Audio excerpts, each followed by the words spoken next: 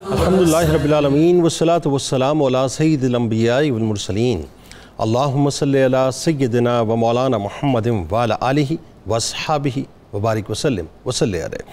دنیا کے تمام دیکھنے والوں کو، تمام چاہنے والوں کو، تمام پیار کرنے والوں کو، اور جہاں جہاں تک اس وقت میری آواز کو سنا اور مجھے دیکھا جا رہا ہے، جنید اقبال کی جانب سے انتہائی محبت کے ساتھ السلام علیکم۔ ایک بار پھر ناظرین، آپ کو پر نور صبح نور کے ساتھ میں دل کی عطا گہرائیوں سے خوش آمدید کہتا ہوں، اور آئیے بلا توقف چلیں حضرت ابو انیس محمد برکت علی علیہ رحمہ کی تالیف اسماء النبی کریم صلی اللہ علیہ وآلہ وسلم سے رسول اللہ صلی اللہ علیہ وآلہ وسلم کا ایک اسم مبارک پڑھنے اور سننے کی سعادت حاصل کرتے ہیں۔ سیدنا الغافر صلی اللہ علیہ وآلہ وسلم، ہمارے سردار معاف فرمانے والے، درود و سلام بھیجے اللہ آپ صلی اللہ علیہ وآلہ وسلم پر، آپ صلی اللہ علیہ وآلہ وسلم کی آل پاک پر اور صحابہ کرام رضوان اللہ تعالیٰ علیہم اجمعین پر۔ حضرت ابو ہریرہ رضی اللہ تعالیٰ عنہ بیان کرتے ہیں، حضور نبی کریم صلی اللہ علیہ وآلہ وسلم نے ارشاد فرمایا کہ صدقے سے مال میں کمی نہیں ہوتی، اور جو شخص دوسرے کے قصور کو معاف کر دیتا ہے تو اللہ تبارک و تعالیٰ اسے اور عزت عطا فرماتا ہے، اور کسی کے قصور معاف کر دینے سے عزت میں کمی نہیں ہوتی۔ ناظرین کرام، ہمارے ساتھ آپ ضرور جڑے رہیے، کیونکہ آج یقیناً ہم جو بات کرنے والے ہیں یا جس ہستی کی بارگاہ میں ہم ہدیہ عقیدت پیش کرنے والے ہیں، وہ امت کی ماں تو ہیں ہی، لیکن وہ تمام مائیں، بہنیں اور بیٹیاں جو اس وقت مجھے سن رہی ہیں، ان کے لیے ان سے بڑی کوئی انسپریشن سورس کوئی ہو نہیں سکتی۔ جس طرح ناظرین یہ ذہن میں رکھیے، اس کائنات میں انبیاء کرام علیہ السلام کو غیر انبیاء پر اور پھر انبیاء کرام علیہ السلام میں سے سرور دو جہاں صلی اللہ علیہ وآلہ وسلم، تاجدار کائنات، امام الانبیاء حضرت محمد مصطفیٰ صلی اللہ علیہ وآلہ وسلم کو باقی تمام انبیاء کرام پر فوقیت حاصل ہے۔ اسی طرح وہ پاکیزہ خواتین جو حضور نبی کریم صلی اللہ علیہ وآلہ وسلم کے عقد میں رہیں، ان خواتین کو، ان امہات المومنین کو بھی بنی نوع انسان کے طبقہ نسوہ پر خصوصی فضیلت اور برتری حاصل ہے۔ یہ وہ پاکیزہ خواتین ناظرین جن کے عمومی فضائل کا کوئی شمار ہی نہیں ہے۔ اللہ تعالیٰ اور اس کے محبوب صلی اللہ علیہ وآلہ وسلم کے نزدیک ان بلند مرتبت خواتین کی سب سے بڑی خصوصیت یہ ہے کہ اللہ اور اس کے رسول صلی اللہ علیہ وآلہ وسلم نے خود ان کا انتخاب کیا، ان کو منتخب کیا، اور پھر ان مقدس خواتین نے بھی اللہ اور اس کے رسول صلی اللہ علیہ وآلہ وسلم کو اختیار کیا، یعنی دنیا کو مکمل طور پر ٹھوکر ماری۔ یہ وہ پاک مقدس مکرم و منور ہستیاں ہیں جو ان حجروں کی زینت بنی جن حجروں سے کائنات کی زینتیں پٹتی ہیں ناظرین، جو ان حجروں کی عصمتیں بنی جن حجروں سے کائنات میں عصمتیں بٹتی ہیں، جن کو اللہ اور اس کے رسول صلی اللہ علیہ وآلہ وسلم نے پسند کیا اور جن کو اس کے محبوب کی خدمت گزاری یعنی نصیب ہوئی، جن محبوب کی خدمت گزاری کے لیے جن و انس و ملائکہ تڑپتے بھی ہیں اور ترستے بھی ہیں، جو اس ہستی کی رفیقہ حیات بنی ناظرین، جو محبوب خالق کائنات ہیں، جو مرتبے و مناسب کی ان بلندیوں پر پہنچی جنہیں ازواج النبی صلی اللہ علیہ وآلہ وسلم کے عظیم ترین ٹائٹل سے قرآن نے پکارا، جن کا رتبہ قرآن نے واضح کیا، جن کے پروٹوکولز قرآن نے بیان کیے، بلکہ جن کے حجروں تک کا ادب قرآن نے برملا واضح کر دیا۔ سرکار دو عالم صلی اللہ علیہ وآلہ وسلم سے شرف زوجیت حاصل کرنے والی کائنات کی انہی خوش نصیب ترین ماؤں میں ایک ماں ام المومنین سیدہ جویریہ سلام اللہ علیہ ہیں۔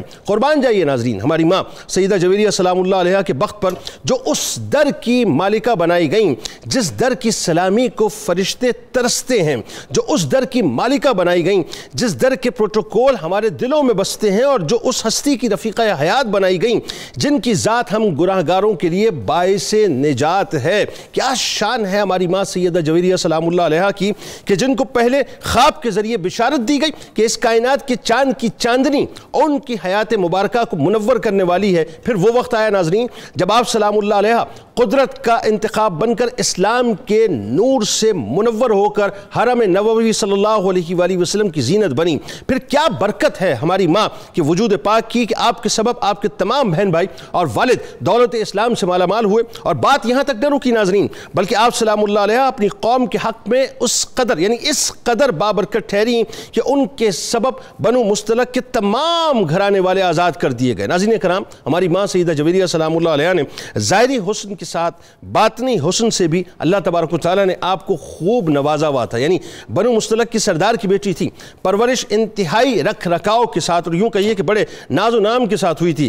والد بھی ان کی ہر خوشی کو، ہر خواہش کو مقدم رکھتے تھے، اور جو کہتی تھیں اسے سے پورا کرتے تھے، مگر حرم نبوی صلی اللہ علیہ وآلہ وسلم میں تشریف آوری کے بعد اپنے آپ کو اللہ اور اس کے رسول صلی اللہ علیہ وآلہ وسلم کی منشا اور ان کی مرضی کے مطابق اس طرح مکمل طور پر سپرد کر دیا کہ اس رنگ میں ڈھل گئیں جو رنگ اللہ اور اس کے رسول صلی اللہ علیہ وآلہ وسلم کا رنگ ہے۔ پھر حرم نبوی صلی اللہ علیہ وآلہ وسلم کی شان بن کر اس فقر محمدی کو اختیار کیا جو فقر اختیاری تھا۔ ناظرین کرام، آپ سلام اللہ علیہ کو اللہ تبارک و تعالیٰ نے بے انتہا خوبیوں سے نوازا تھا۔ آپ بہت شیریں کلام تھیں، بڑی زاہدہ تھیں، متقیہ تھیں، راست باز تھیں، عبادت گزار تھیں، قناعت پسند تھیں، مجسمہ صبر و رضا تھیں اور بہت ہی بردبار اور حلیم طبیعت کی مالک تھیں، جود و سخا کی مالک تھیں۔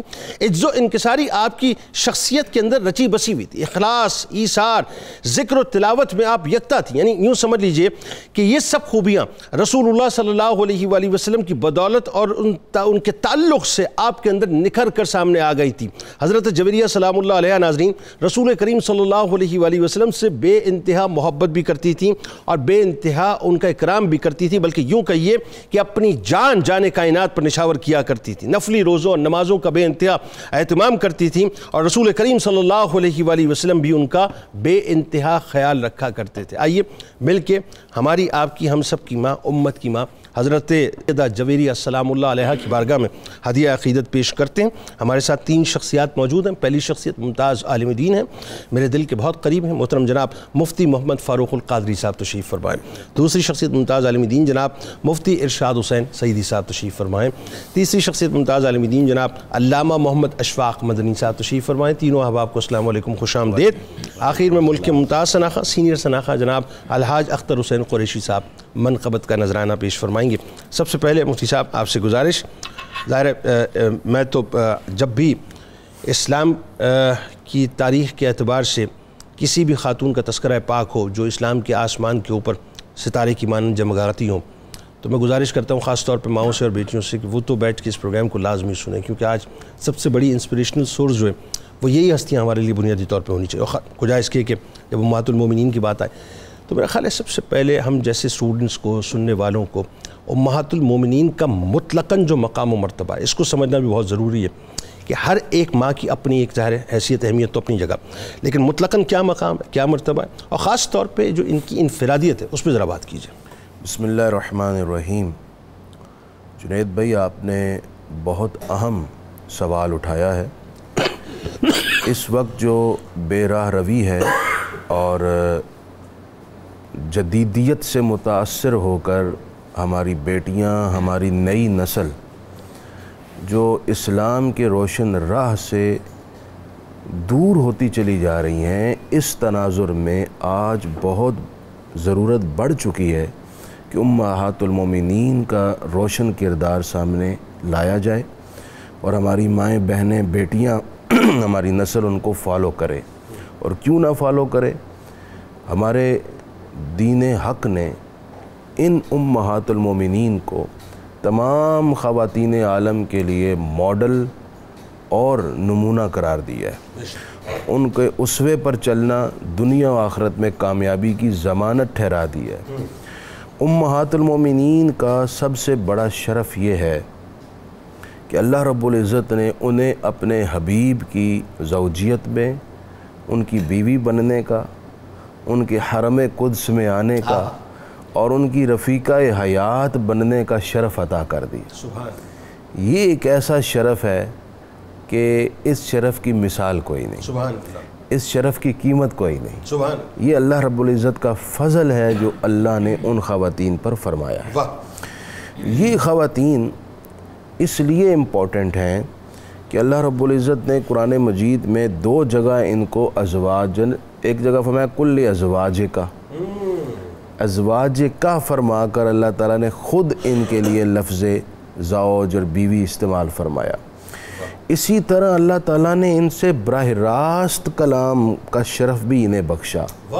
یا نساء النبی، انہیں خطاب سے یاد فرمایا اور ان کا مرتبہ بڑھا دیا کہ اللہ ان سے خود کلام فرما رہا ہے۔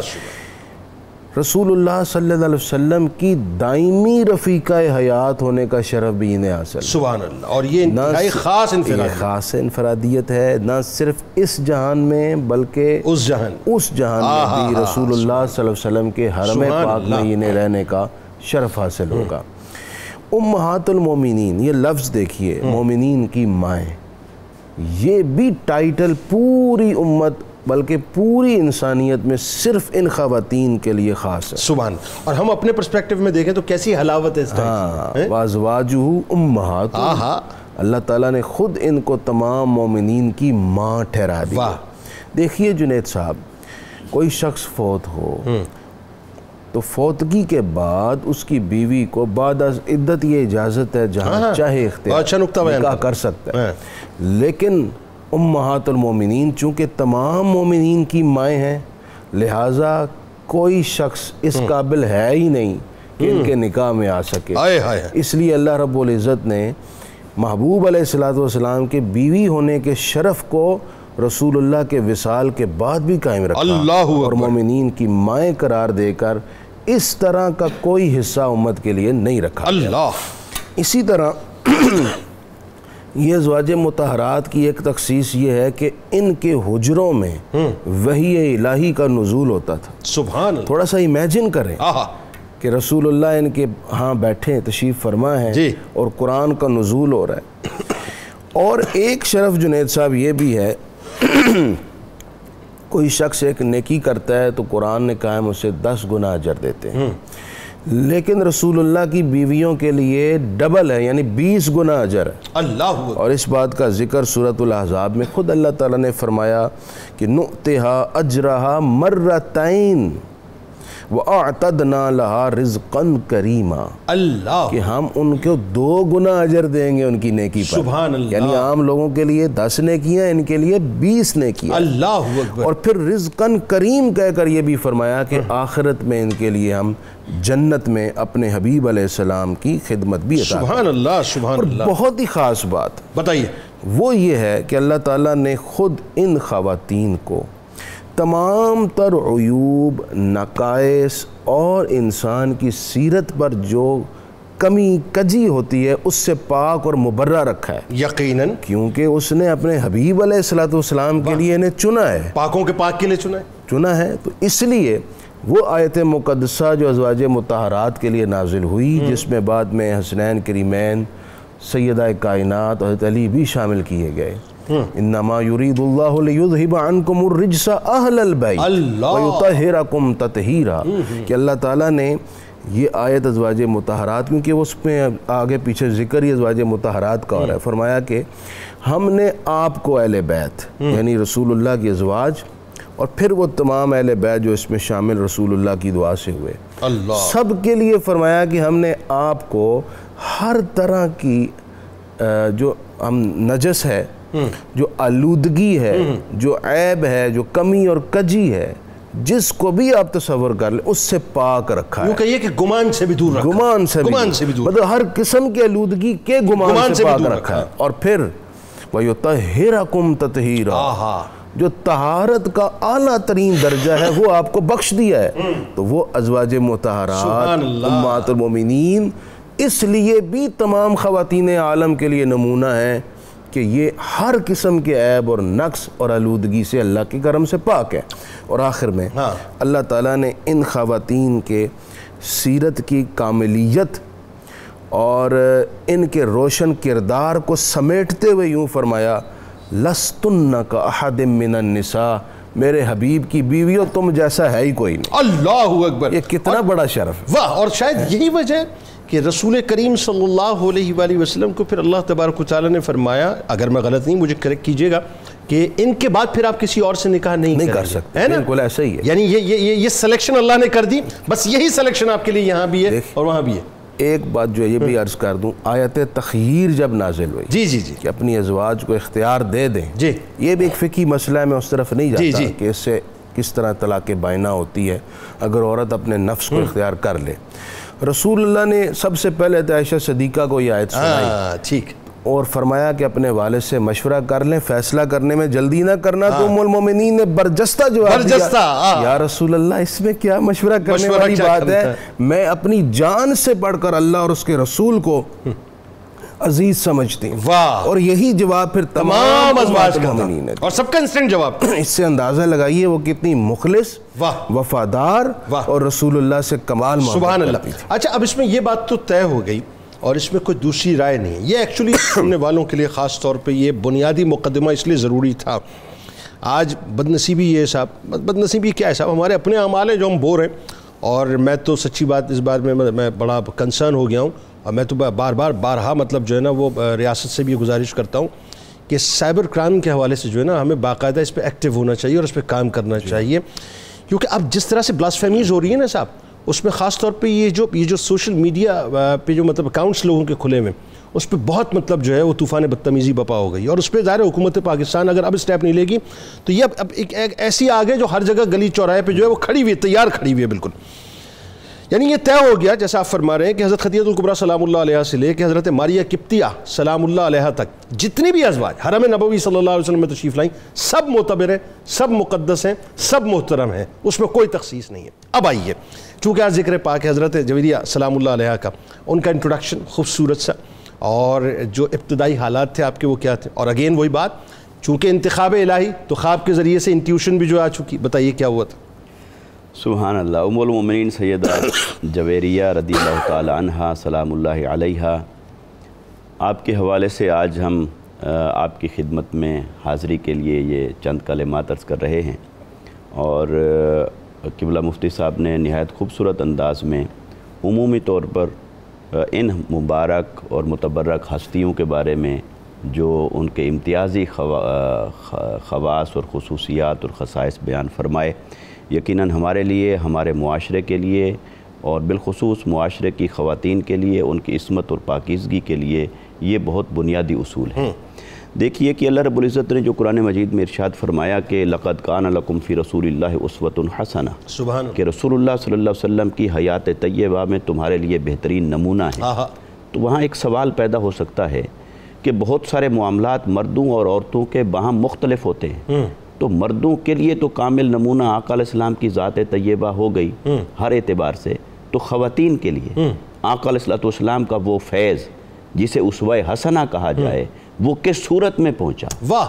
تو وہ آقا علیہ السلام کے اسوہ حسنہ ہونے کا فیض خواتین تک ایک واسطے کے ذریعے سے پہنچا ہے، وہ واسطہ امہات المؤمنین ہیں اور بنات مصطفیٰ ہیں۔ کیا کہنا ہے؟ گویا کہ آقا علیہ السلام کی ہی سیرت کی تصویر امہات المومنین اور سیدہ کائنات سمیت بنات محمدی صلی اللہ علیہ وسلم، ان کی صورت میں امت کی خواتین کو جو اسوہ پہنچتا ہے وہ یہ ہستیاں ہیں جو وسیلہ اور واسطہ ہیں۔ یعنی یوں کہیے کہ سلطنت محمدیہ صلی اللہ علیہ وسلم کی جتنی ملکائیں ہیں اور جتنی شہزادیاں ہیں وہ ہمارے لیے رول ماڈل ہیں۔ تو گویا کہ اولاً تو آقا علیہ السلام کی ذات ہی سب کچھ ہے، مگر خواتین کو بہت سارے معاملات میں امہات المومنین اور بنات مصطفیٰ صلی اللہ علیہ وسلم کی دہلیز سے گزر کر سیرت محمدی صلی اللہ علیہ وسلم تک پہنچنا ہوتا ہے۔ سبحان اللہ۔ تو اس ضمن میں جب ہم امہات المومنین کا تذکرہ کرتے ہیں تو آج ذکر مبارک ہے حضرت ام المومنین سیدہ جویریہ، یا تلفظ یوں بھی پڑھا جاتا ہے جویریہ، ٹھیک ہے۔ آپ کی جو سیرت مبارکہ ہے، جب ہم آپ کی طرف دیکھتے ہیں تو آپ کے مختصر تعارف کی طرف چند کلمات عرض کرتا ہوں۔ پہلی بات تو یہ ہے کہ آپ کی ولادت مبارکہ جو ہے اس کے بارے میں معروف روایت یہ ہے کہ آقا علیہ السلام کے اعلان نبوت، یا جسے بعثت کہا جاتا ہے، اظہار نبوت کہیں، اس سے 2 سال قبل آپ کی ولادت مبارکہ ہوئی ہے، اور آپ بنو خزاعہ جو قبیلہ ہے اس کی شاخ مستلق سے آپ کا تعلق ہے، اور آپ کے والد گرامی کا نام حارث بن ابی درار، جو اولاً تو اسلام نہیں لائے تھے، اور جو غزوہ ہوا اس غزوہ کے نتیجے میں بعد ازاں پھر آپ ہی کی وجہ سے وہ دائرہ ایمان میں داخل ہوئے، جس کی تفصیل انشاءاللہ بھی ہم اس پروگرام کے ذریعے پیش کریں گے۔ مگر یہ کہ وہ حارث بن ابی درار وہ آپ کے والد گرامی ہوئے، اور انہوں نے آپ کا نام مبارک رکھا اولاً برہ، اور برہ کا مطلب ہوتا ہے نیک اور بہت پاک باز، تو نام مبارک جیسا تھا ویسی ہی آپ کی سیرت تھی، ویسی ہی آپ کی شخصیت تھی، اور ویسا ہی اللہ تعالیٰ نے آپ کے اخلاق مبارکہ کو بنایا۔ تو جب آپ آقا علیہ السلام کے حرم مبارک میں تشریف لاتی ہیں تو آقا علیہ السلام ان کا نام مبارک تبدیل فرماتے ہیں، اور برہ سے آپ نے نام مبارک تبدیل فرمایا جویریہ۔ اب اس کے اندر اخلاقی طور پر سبق دیا جا رہا تھا کہ اپنے آپ کو یوں نہ کہا کرو، بے شک آپ ایسے ہی کیوں نہ ہوں۔ یعنی آپ دیکھیے کہ ان کے ذات میں تو ایسا نہیں ہے کہ بر، نیکی یا نیک بازی یا پاک بازی کے جتنے تقاضے ہوں ان کا اعلیٰ نمونہ اور اعلیٰ مثال تو آپ ہی ہیں، اس کے باوجود بھی آقا علیہ السلام نام مبارک تبدیل فرما رہے ہیں، تو وہ تعلیم امت کے لیے تو اس سے آقا علیہ السلام کے طرز تعلیم اور طرز تربیت کا اندازہ ہوتا ہے کہ آپ اپنے گھرانے سے اور اپنے اہل و عیال سے مثال قائم فرما کے معاشرے کی اصلاح فرما رہے تھے۔ تو آقا علیہ السلام نے پھر خواب جس کا آپ نے ذکر فرمایا، تو آپ کا پہلا نکاح تو ہو جاتا ہے اسی بنو خزاعہ قبیلے کے ایک شخص سے صفوان، ان کے بیٹے مصافے کے ساتھ آپ کا نکاح مبارک ہو جاتا ہے، اور جو یہ نکاح ہوتا ہے تو وہ کفر پر تھے، اور آپ رات کو خواب دیکھتی ہیں ایک، اور خواب میں دیکھتی ہیں کہ یثرب جو آقا علیہ السلام کی تشریف آوری سے مدینہ بنا، تو وہاں سے چاند نکلتا ہے اور آپ کی گود میں آتا ہے، اور آپ صبح اٹھتی ہیں، جو ہی خواب سے بیدار ہوتی ہیں اس خواب کی کیفیت کو اپنے اوپر محسوس کرتی ہیں، یعنی حشاشت اور بشاشت، یعنی وہ خواب کھل جاتا ہے آپ کے سامنے۔ اور یہ صالحین نے یہ بات بیان فرمائی کہ یہ سچے خواب کی نشانیوں میں سے ایک نشانی ہے کہ اس کی کیفیت آپ جسمانی طور پر قلبی طور پر محسوس کرتے ہیں، یعنی روحانی طور پر محسوس کرتے ہیں۔ اور پھر ایک آخری بات اس میں یہ بھی عرض کر دوں کہ اس خواب کی تعبیر بھی انہوں نے خود سے کر لی، اور اس کو مسکراتی رہی، کیونکہ وہ اس نعمت کو ظاہر نہیں کرنا چاہتی تھی کہ کوئی حسد نہ کرے، کوئی رکاوٹ نہ بنے، تو خود سے اس کو محسوس کیا اور اس خواب کی تعبیر کی، اور اس کے انتظار میں رہیں حتیٰ کہ اللہ نے آپ کو خواب کی تعبیر عطا فرمائی۔ اچھا، اب ذرا یہ مفتی صاحب، ظاہر ہے دونوں مفتیان نے کیا کمال تمیدی گفتگو، اب اس میں اگین وہی بات کہ اب بالکل وہ منظرنامہ ہے کہ جہاں 5 ہجری ہے، اور اگین وہی بات کہ اللہ تبارک و تعالیٰ کی جو یہ قدرت کی بنت ہے تو وہ سارے اسباب پھر بنتے چلے جاتے ہیں۔ اب چونکہ حرم پاک میں آپ نے تشریف لانا تھا، رسول اللہ صلی اللہ علیہ وآلہ وسلم کی زوجیت میں تشریف لانا تھا، اور ام المومنین کا سب سے اعلیٰ و عرفہ تاج آپ کے سر اقدس پر قدرت نے سجانا تھا، تو اس کے لیے ظاہر ایک واقعہ تو ہونا تھا، تو واقعہ غزوہ بنو مستلق کی صورت میں ہوا، تو کیسے ہوا ذرا یہ بتائیے واقعہ، اور پھر وہ جو پورا ایک منظر ہے کہ جس کے تحت آپ حرم پاک میں تشریف لائیں، بتائیے ذرا۔ بسم اللہ الرحمن الرحیم۔ یمبو اور جدہ کی جو ساحلی پٹی ہے اس کے قریب ایک جھیل نما علاقہ ہے جس کو خدید کہتے ہیں، اور جو وہ پانی کی جگہ ہے اس کا نام ہے مریسع۔ وہاں پر بنو مستلق، یہ اصل میں جزیمہ بن سعد بن عمر بن ربیعہ، اس کی اولاد وہاں بستی تھی، اور جزیمہ کی آواز چونکہ خوبصورت تھی اور بلند تھی اس لیے اس کو مستلق بولا جاتا تھا۔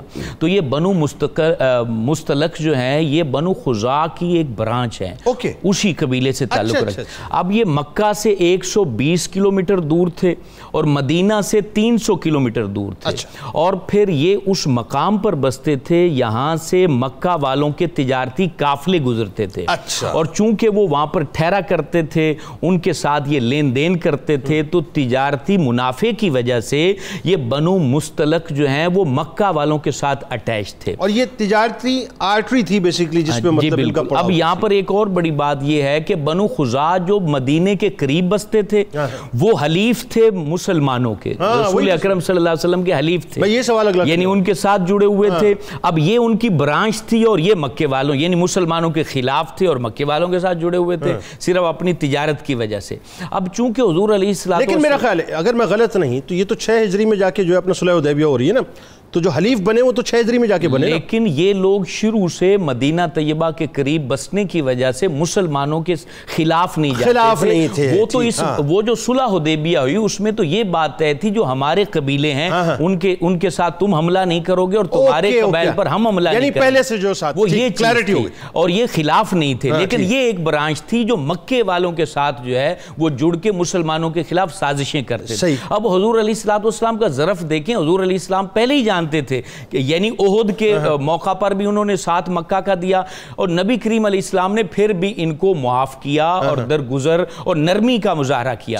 لیکن جب حضور علیہ السلام کو پتہ چلا کہ وہاں فوجیں جمع ہو رہی ہیں اور مدینے پر حملہ کرنا چاہتے ہیں، تو پھر حضور علیہ السلام نے حضرت بریدہ اسلمی کو بھیجا کہ جا کے پتہ کرو کہ واقعی یہ خبر درست ہے۔ تو انہوں نے جا کے جب معلوم کیا کہ واقعی وہ اسلحہ اور فوجیں جمع کر رہے ہیں اور مدینے پر حملہ کرنا چاہتے ہیں، تو پھر حضور علیہ السلام نے مجاہدین کو لیا اور لشکر لے کے بنو مستلق کی طرف چلے۔ جیسے ہی چلے تو انہوں نے اپنا جاسوس بھیجا کہ پتہ کریں مسلمانوں کی کیفیت کیسی ہے، ان کے ساتھ افراد کیسے ہیں، اسلحہ کیسا ہے۔ تو حضور علیہ السلام کے جو ساتھی تھے انہوں نے اس جاسوس کو پکڑ لیا اور اس کو قتل کر دیا۔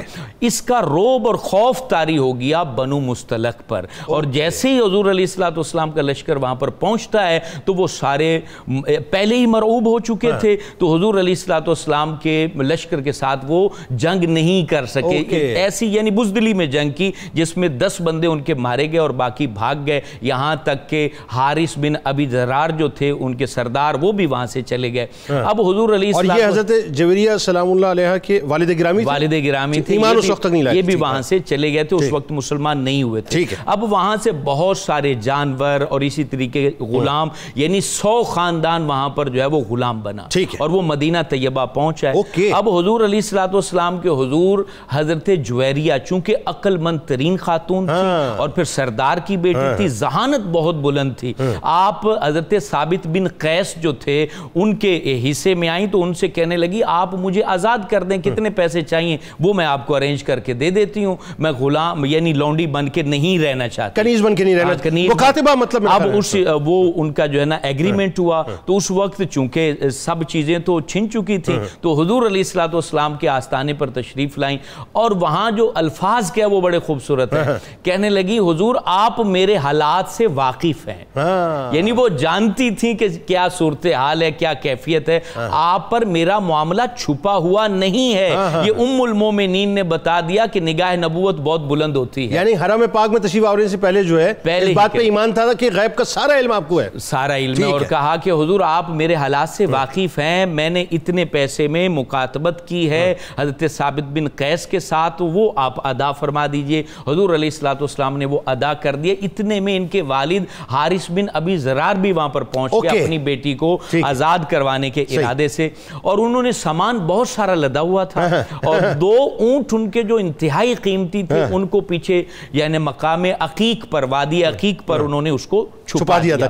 اب جیسے ہی حضور علیہ السلام کے پاس آئے، کہا کہ آپ یہ سامان لے لیجئے اور میری بیٹی کو جو ہے آپ میرے سپرد کر دیجئے۔ کہا میاں سامان کی تو بعد میں بات کریں گے، جو 2 اونٹ وہاں پر چھپائے ہیں وہ کیوں چھپا کر آئے ہو؟ تو کہنے لگے حضور اس کا تو کسی کو علم نہیں ہے، آپ کو کس نے بتایا ہے؟ کہا مجھے اللہ نے بتایا ہے۔ تو پتہ چلا حضور کی نگاہ بہت وسعتیں رکھتی ہے، اگر کوئی شخص ان کی نگاہ کو اپنی نگاہ پر اور ان کے علم کو اپنے علم پر وہ قیاس کرے تو وہ انتہائی جاہلانہ انداز پر قیاس کرتا ہے۔ تو حضور علیہ السلام کے حضور حضرت حارث بن ابی ذرار نے کلمہ پڑھا، مسلمان ہو گئے۔ حضرت جویریہ حضور صلی اللہ علیہ وآلہ وسلم نے فرمایا اگر یہ آپ کے ساتھ جانا چاہیں تو ان کو لے جائیے، کچھ بھی دینے کی ضرورت نہیں ہے۔ تو عرض کی حضرت جویریہ نے کہ حضور میں آپ کے عقد میں ہی جو ہے نا اس معاملے کو پسند کرتی ہوں، آپ سے بڑھ کر میرے لیے کچھ بھی نہیں ہے۔ حضور علیہ السلام کے ساتھ نکاح ہوا، آپ وہیں تشریف فرمائیں۔ حضرت اما عائشہ صدیقہ فرماتے ہیں اس سے برکت والی خاتون میں نے نہیں دیکھی کہ جن کی وجہ سے 100 خاندان آزاد کر دیے گئے اور جن کی وجہ سے جو ہے ان کے قبیلے کو اسلام عطا کیا گیا، اور یہ حضرت جویریہ کی برکتیں ہیں جو آج تک بنو مستلق کے لوگ اگر دنیا میں موجود ہیں تو وہ پا رہے ہیں۔ کیا کہنا ہے ناظرین کرام، ہماری آپ کی ماں، ہم سب کی ماں حضرت جویریہ سلام اللہ علیہ کی بارگاہ میں ہدیہ عقیدت پیش کر رہے ہیں، اور مجھے یقین ہے کہ خاص طور پہ جو اس وقت ہماری مائیں بہنیں بیٹیاں ہیں وہ تو ضرور ٹیلی ویژن اسکرین کے سامنے موجود ہوگی۔ بالخصوص ظاہر ہے مطلب میں اس وقت میرا دل یہ مطلب یہ میرا من کر رہا ہے، آپ یقین مانیے کہ پاکستان میں تو ظاہر ہے جو ہماری مائیں بہنیں بیٹیاں بستی ہوں ضرور ہمارے ساتھ رہیں، جو ابراڈ خاص طور پہ موجود ہیں نا وہ تو ضرور سنیں صاحب، کیونکہ جس طرح کا فتنہ و فساد معاشرے میں بپا ہو چکا ہے، اگر آپ اب بھی اپنی بچیوں کو اس ٹریک پہ نہیں لائیں گے نا تو پھر یقین مانیے وہ مکمل طور پہ خدا نخواستہ ڈسٹریکٹ ہو جائیں گی. سرکار کی بارگاہ میں, ان کی آل کی بارگاہ میں درود پاک کا نذرانہ پیش کریں. ایک بہت ہی چھوٹی سی مختصر سی بات مجھے بھی کرنی ہے, وقفے سے لوٹ کے آپ کے ساتھ کروں گا, لیکن آپ کی پرسنالٹی میں جو آپ کی جو خاص طور پہ جو ذاتی اوصاف و محاسن ہیں مفتی صاحب سے پوچھیں گے وقفے کے بعد. درود پاک.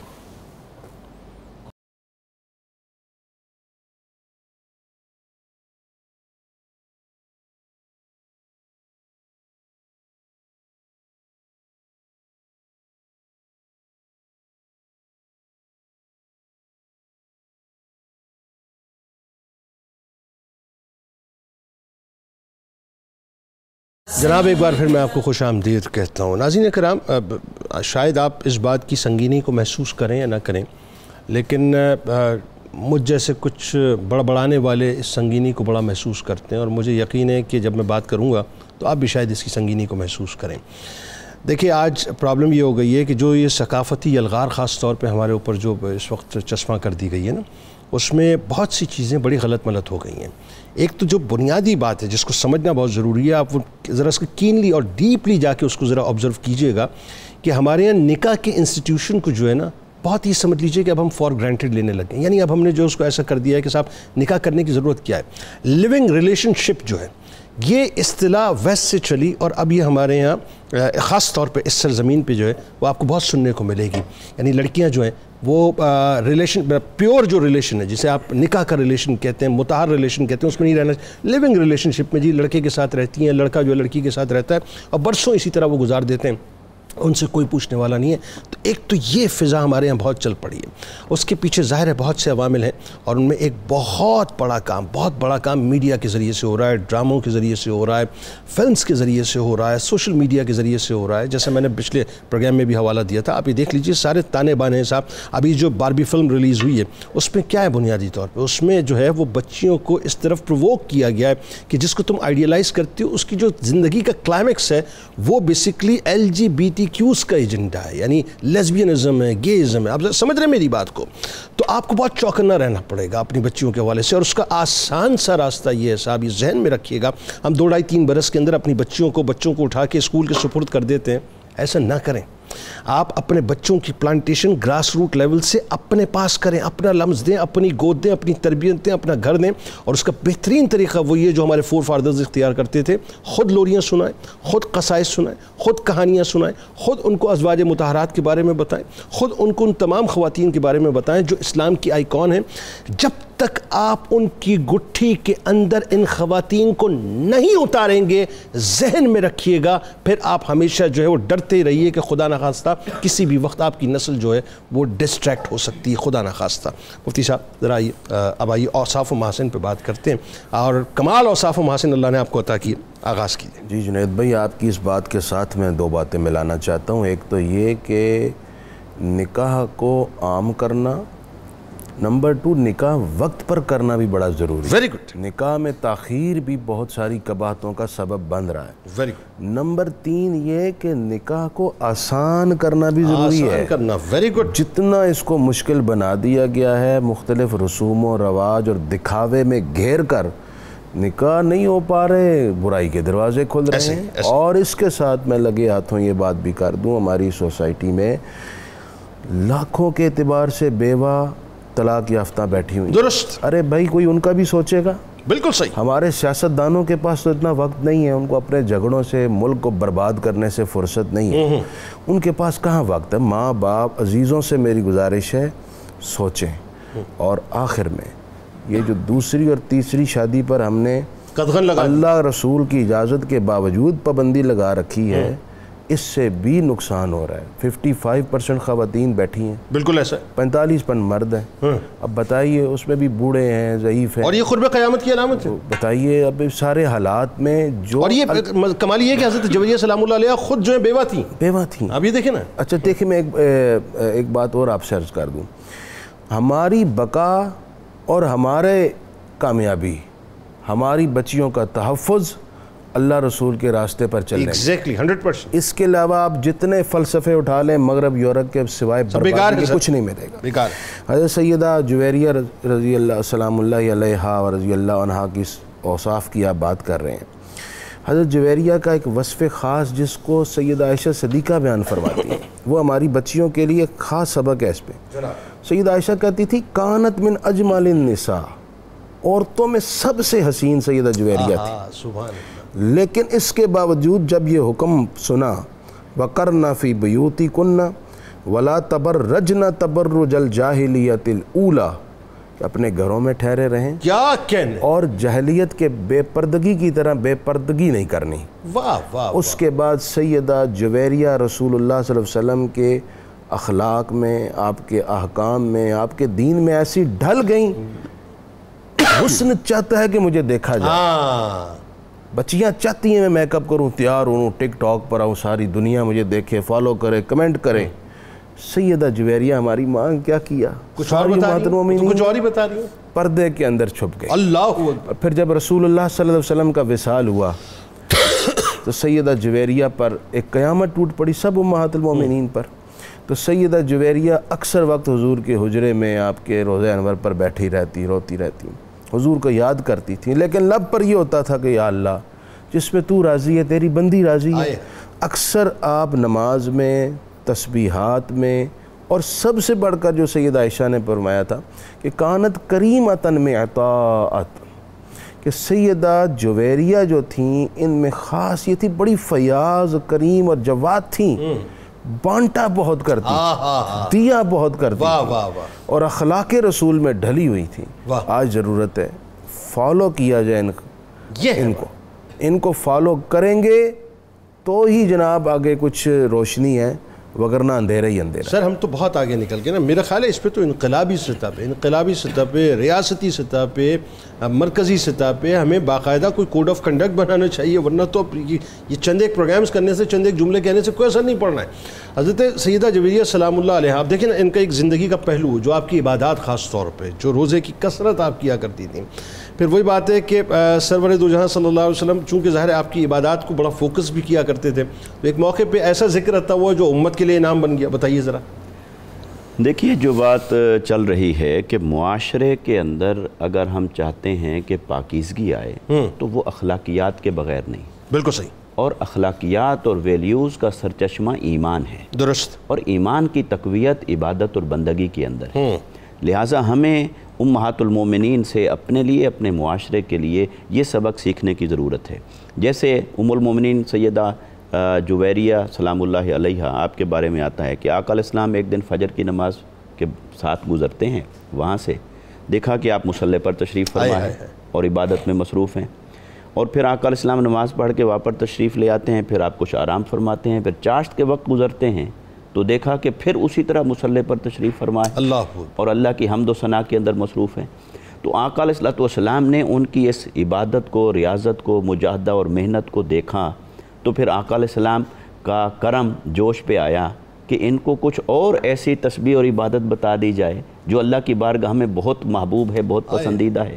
تو آقا علیہ السلام نے ان سے پوچھا کیا پڑھ رہی ہو؟ عرض کیا یہ پڑھ رہی ہوں۔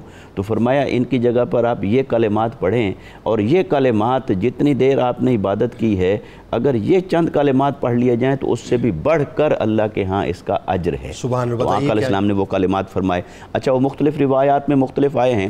ایک تو یہ آئے سبحان اللہ عدد ما خلقہ، سبحان اللہ رضا نفسہ، سبحان اللہ زینت عرشہ، سبحان اللہ مداد کلماتہ۔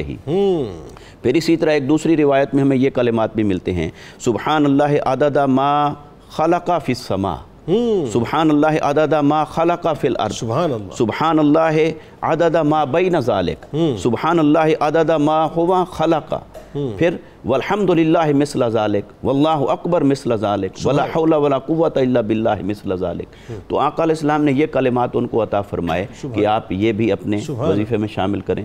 اچھا، پھر یہ بھی ملتا ہے کہ وہ کھجور کی گٹھلیوں پر پڑھ رہی تھیں، تو اس سے معلوم ہوا کہ اگر اپنے آپ کو عبادت اور بندگی کا عادی بنانے کے لیے تو اگر گٹھلیوں پر بھی پڑھا جائے تو یہ بھی امہات المومنین کے اسوہ حسنہ سے اور آقا علیہ السلام کی سیرت سے ملتا ہے۔ پھر یہ کہ کسی وظیفے کو پڑھنا اور وظیفے کو عبادت اور بندگی کے طور پر اختیار کرنا، یہ بھی آقا علیہ السلام کی تعلیمات سے اور آپ کی سنت سے ہمیں مل رہا ہے. یہ جو کلمات فرمائے سرکار علیہ السلام، یہ فجر کی نماز کے بعد آپ تشریف فرماتی ہیں اور میرے خیال ہے چاش تک آپ تشریف فرما رہی ہیں. چاش تک تو سرکار تشریف لے گئے، پھر تشریف لے آئے تو فرمایا کہ اس کو یوں مطلب سمیٹ لو، اور یہ کلمات اس کے متبادل.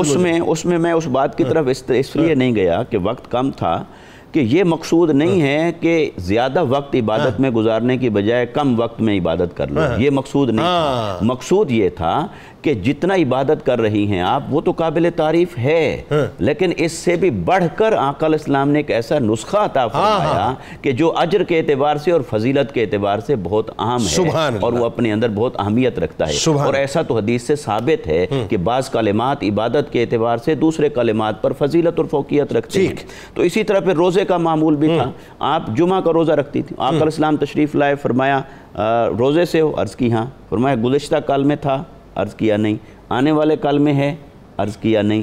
تو آقا علیہ السلام نے فرمایا اس کو افطار کرو، کیونکہ کسی نفلی روزے کا وقت اور دن مقرر کرنا علماء کرام نے لکھا، اس سے ثابت ہوا کہ مکروہ ہے. ہاں البتہ جیسے سوموار کا روزہ ہے جو مستحب ہے، جو آقا علیہ السلام کی سنت سے ثابت ہے، اس طرح کا ایک روزہ اگر کوئی مخصوص کر کے رکھتا ہے تو وہ جائز ہے. لیکن اپنے طور پر نفلی روزے کو معین کرنا، تو گویا کہ آقا علیہ السلام نے جہاں امہات المومنین کو عبادت اور بندگی کی راہ دکھائی، وہاں انہی کے ذریعے سے امت کو بھی تعلیمات پہنچائیں کہ اپنی زندگی کیسے بیلنس کرنی ہے معاشرتی اقدار کے اعتبار سے اور عبادت اور بندگی کے اعتبار. بالکل ٹھیک ہے. اور دیکھیں نا آپ یہ اب جب میرے خیال ہے شاید اپنا آپ ہی دونوں احباب میں سے کسی نے گفتگو فرمائی تھی، یہ جو بلکہ آپ سے بات ہو رہی تھی، دیکھیں نا یہ امت کی کتنی بڑی تعلیم ہے کہ آج 1450 برس بعد بھی جو ہے یہ تعلیم بچیوں کے ذہن میں ہے. اسی وجہ سے فرانس میں ایک بار پھر آپ دیکھیں کہ وہاں پر نقاب پہ اور جو ہے باقاعدہ عبائے پہ پابندی لگا دی ہے انہوں نے، خاص طور پہ جو انسٹیٹیوشنز ہیں، ایجوکیشنل انسٹیٹیوشنز ہیں، لیکن وہاں بچیاں ریزسٹ کر رہی ہیں. تو یہ پرتاؤ بنیادی طور پہ امہات المومنین کا اور دیگر شخصیات کا ہے نا کہ وہ تعلیمات آج بھی رچی بسی بھی اور انشاءاللہ اس کو ریزسٹ کرتے رہیں گے مسلمان. اب دیکھیں فائنلی ایک تو یہ کہ مرویات کے بارے میں بتائیے. دوسرا آپ کی حیات پاک میں ابھی دوران گفتگو سوچ رہا تھا، آپ یہ دیکھیے کہ جتنا بڑا انعام ہے، جتنا بڑا اجر ہے اور جتنا بڑا ٹائٹل آپ کے ساتھ لگا، جتنا بڑا تاج سجائے، قربانی بھی ظاہر ہے پھر اسی لیول کی ہے کہ آپ جب حرم نبوی میں تشریف لاتی ہیں، 20 برس کی آپ کی عمر ہے، 5 ہجری ہے، 11 ہجری میں سرور دو جہاں صلی اللہ علیہ وسلم جو ہے پردہ فرماتے ہیں، 56 ہجری میں آپ کا پردہ ہوتا ہے، آپ سلام اللہ علیہ کا، یعنی ٹوٹل آپ کی 71 برس کا مویز جو ہے عمر بنتی ہے. باقی جو دور آپ نے گزارا ہے اس کے بارے میں ضرور بتائیے، اور آج کی خواتین خاص طور پہ کیا سیکھ سکتی ہیں ہماری ماں سے؟ آپ سے جو حدیثیں امت تک پہنچی ہیں وہ 7 حدیثیں ہیں، اس میں سے 3 حدیثیں میں یہاں پیش کرنا چاہتا ہوں جس میں 3 مسائل بھی سیکھنے کو ملیں گے مرویات کے حوالے سے. ٹھیک. ان جویریہ بنت الحارث قالت، کہتی ہیں حضرت جویریہ سے روایت ہے، آپ فرماتی ہیں داخل علیہ رسول اللہ صلی اللہ علیہ وآلہ وسلم ذات یومن، کہ ایک دن حضور فخر عالم جان موجودات صلی اللہ علیہ وآلہ وسلم میرے پاس تشریف فرما ہوئے. فقال، تو آپ نے ارشاد فرمایا حل من طعام، کہ آپ کے پاس کچھ کھانا موجود ہے؟ تو قلت لا، تو آپ کہتی ہیں میں نے کہا کہ نہیں، کھانا تو موجود نہیں ہے. الا عظما اوتیتہ مولات لنا من الصدقہ، صرف بکری کا کچھ گوشت پڑا ہے جو ہماری کنیز کو بطور صدقہ کسی نے عطا کیا ہے. قال رسول اللہ صلی اللہ علیہ وآلہ وسلم، حضور علیہ السلام نے ارشاد فرمایا فقربیہ، اس کو لاؤ، فقد بلغت محلہا، وہ صدقہ اپنے مقام کو پہنچ چکا. یہ ایک بہت بڑا مسئلہ حضور علیہ السلام نے حل کر دیا کہ ایک غریب شخص کو کسی نے زکوٰۃ، فطرہ یا کوئی بھی صدقے کا مال دیا تو وہ اس کے لیے صدقہ ہے. وہ اس مال کو جب اس کی ملک میں آ جائے گا تو اس کی کیفیت اب صدقے کی نہیں رہی، یعنی کسی اور کو دیا وہ آگے وہ ہدیہ کے طور پر آگے دے سکتا ہے. اس کو ہاشمی بھی کھا سکتے ہیں، سید بھی کھا سکتے ہیں، کوئی بھی شخص اس کو کھا سکتا ہے. دوسری حدیث ان جویریہ قالت، حضرت ام المومنین جویریہ سے روایت ہے، آپ فرماتی ہیں قال رسول اللہ صلی اللہ علیہ وآلہ وسلم، رسول ہاشمی صلی اللہ علیہ وآلہ وسلم نے فرمایا من لبث ثوب حریر، جس شخص نے، مرد نے ریشم کا لباس پہنا، البسہُ ثوبم من النار یوم القیامہ، تو اس کو اللہ تعالیٰ میدان معاشر میں آگ کا لباس پہنائے گا۔ تو مردوں پر جو ہے چونکہ حریر جو ہے ریشم وہ حرام ہے۔ تیسری حدیث آپ سے جو روایت ہے، آپ نے ارشاد فرمایا میرا نام برہ تھا، جب میں حضور علیہ السلام کی بارگاہ میں حاضر ہوئی تو آپ نے کہا آج سے آپ کا نام جویریہ ہے۔ تو اس میں نبی کریم علیہ السلام نے تعلیم ارشاد فرما دی، فرمایا کہ آپ نے نام کیوں بدلا، اس کی وجہ بھی بتائی، کیونکہ برہ جو ہے وہ احسان اور بھلائی کو کہتے ہیں۔ کوئی شخص وہاں سے جائے تو کہا جائے گا یہ بھلائی سے چلا گیا، تو حضور علیہ السلام نے کہا کہ میں نہیں چاہتا کہ کوئی ایسا لفظ بولے کہ بھلائی کے پاس سے چلا گیا، تو آپ نے اس لیے نام جویریہ رکھا۔ اس لیے معنی کو دیکھ کر نام کو تبدیل کر دینا چاہیے، جبکہ اس کا اثر کسی اور کے اوپر آ رہا تھا، کسی اور کے اوپر آ رہا ہے اور بذات خود اس پہ اثر آ رہا ہو تو پھر اس کو تو بدلنا جو ہے نا وہ اور زیادہ ضروری۔ آخر میں یہ ایک بات عرض کرنا چاہتا ہوں، حضور علیہ السلام کی گھریلو زندگی کو، ٹوٹل گھریلو زندگی کو امہات المومنین نے بیان کیا ہے۔ دنیا بھر کی خواتین سن رہی ہوں گی، ان کے پاس گزارش ہے، گھروں میں دین نافذ تب ہوتا ہے جب عورت اس میں مدد فراہم کرے۔ Very good. گھروں کے اندر اور وہی کرتی ہے، مدد وہی کرتی ہے۔ خواتین جب مدد کرتی ہیں، ہیلپ کرتی ہیں، کوشش کرتی ہیں تو ان کے بچے نمازی بھی بنتے ہیں، باحیا بھی بنتے ہیں، غیرت والے بھی بنتے ہیں، اور مسلمان مائیں اس پر بھرپور کوشش کرتی ہیں۔ اس پر مسلمان خواتین کو ہم سلام پیش کرتے ہیں۔ بہت شکریہ آپ تینوں احباب کا، آپ تشریف لائیں۔ Please please. دیکھیں سیدہ جویریہ سردار کے خاندان سے بڑی معظم میں پلی، جب حضور کے پاس آئیں تو فقر میں زندگی گزاری، یہ رول ماڈل ہے۔ آج معاشی طور پر جو تنگی ہے، عورتوں کی سب سے بڑی ذمہ داری اپنے مرد کا حوصلہ بنے، اس کی پشت مضبوط کریں۔ مرد خودکشیاں کر رہے ہیں، ان کی پشت مضبوط کریں۔ بہت صحیح، بہت یہ سیدہ جویریہ کو فالو کرتے ہیں۔ ایگزیکٹلی، بہت کمال بات ہے۔ بہت شکریہ آپ تینوں احباب کا تشریف لائے، اس دعا کے ساتھ کہ اللہ تبارک و تعالیٰ کل بروز محشر ہماری ماں حضرت جویریہ سلام اللہ علیہ کا صدقہ ذکر کرنے والوں اور سننے والوں کو عطا فرمائے۔ اور 100% یہ بات ہے، آپ یہ دیکھیں جو سٹیٹس آپ کا تھا مالی طور پہ، آپ نے جو ہے وہ سیکریفائس کیا اور فقر اختیاری کو آپ نے باقاعدہ اختیار کیا، لیکن نتیجہ کیا ہے؟ ہمارے لیے انسپریشن ہے کہ ہمیں اس ماحول میں بھی جو ہے وہ کمپرومائز کرنا چاہیے۔ کتاب الشفا، رنج و غم سے نجات، فرمان رسول صلی اللہ علیہ وسلم، جو شخص صبح شام تین بار آخری 3 صورتیں سورہ اخلاص، سورہ فلق، سورہ ناس پڑھے گا، اللہ تبارک و تعالیٰ اسے ہر طرح کے مصائب و آلام سے محفوظ و مامون رکھے گا۔ حضرت علی کرم اللہ وجہ الکریم کا کمال قول مبارک ہے کہ اگر کوئی تم سے امید رکھے تو اسے مایوس مت کرو، کیونکہ لوگوں کی امیدوں کا تمہارے ساتھ وابستہ ہونا تم پر اللہ کی رحمت کی علامت ہے۔ روزنامہ 92 نیوز میں آج ضرور پڑھیے گا، حضرت جویریہ سلام اللہ علیہ کے حوالے سے ٹویٹر پہ ہمیں فالو کر لیجئے، فیس بک پیج کو لائک کر لیجئے، یوٹیوب چینل کو سبسکرائب کر کے بیل آئیکن کو ضرور کلک کر لیجئے۔ ملک کے ممتاز اور سینئر شناخواں جناب الحاج اختر حسین قریشی صاحب ہمارے ساتھ موجود ہیں، آپ کو خوش آمدید، السلام علیکم۔ منقبت کا نذرانہ آپ سے پیش کروائیں گے، جاتے جاتے نعرے سے پہلے اپنی روح اور قلب سے تجدید عہد وفا، لا یؤمن احدکم حتی اکون احب الیہ من والدہ وولدہ والناس اجمعین۔ اللہ تعالیٰ آپ کا، ہمارا، ہم سب کا، پاکستان کا اور امت مسلمہ کا حامی و ناصر و آمین۔ پاکستان کا مطلب کیا؟ لا الہ الا اللہ محمد رسول اللہ صلی اللہ علیہ وسلم۔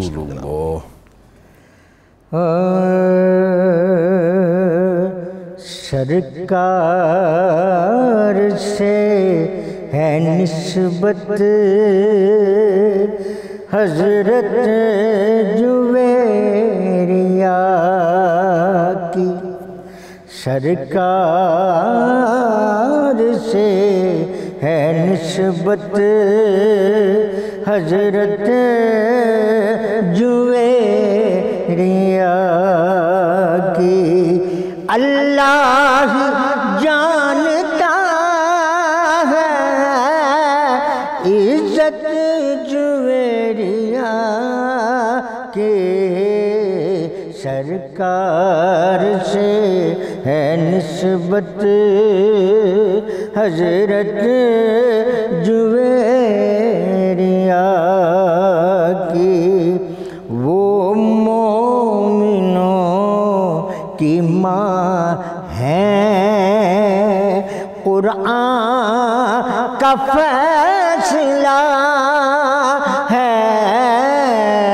وہ مومنوں کی ماں ہیں، قرآن کا فیصلہ ہے، کیسی ہے یہ فضیلت کیسی ہے یہ فضیلت حضرت جویریہ کے سرکار سے ہے نسبت حضرت جویریہ کی سارا قبیلہ ان کے صدقے رہا ہوا تھا سارا قبیلہ ان کے صدقے رہا ہوا تھا پہنچی سبھی کو رحمت حضرت جویریہ کے سرکار سے ہے نسبت حضرت جویریہ کی ساجد کنیز زادہ ابن غلام کا ساجد کنیز زادہ ابن غلام ان کا کیسے کرے یہ مدحت کیسے کرے یہ مدحت حضرت جویریہ کے سرکار سے ہے نسبت حضرت جویریہ کی اللہ ہی جانتا ہے عزت جویریہ کے سرکار سے ہے نسبت حضرت جویریہ کی